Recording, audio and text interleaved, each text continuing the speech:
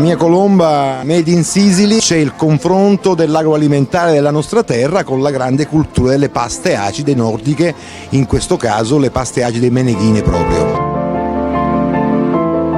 Si parte dal 1953, quando papà con la sua famiglia iniziò a fare le prime granite, le prime brioche, le prime paste di mandorle. Fiasconaro non è famoso per la cassata che è la regina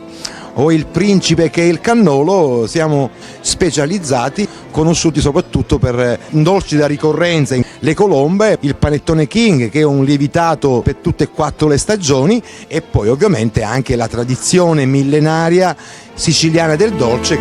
Dalle cubaite ai torroni, ai mieli, alle confetture, sforniamo fino alla vigilia di Pasqua la media di 4-5 mila colombe al giorno, facciamo 15 gusti diversi, la classica ovviamente la fa da padrona, quindi gli aranci dal fresco,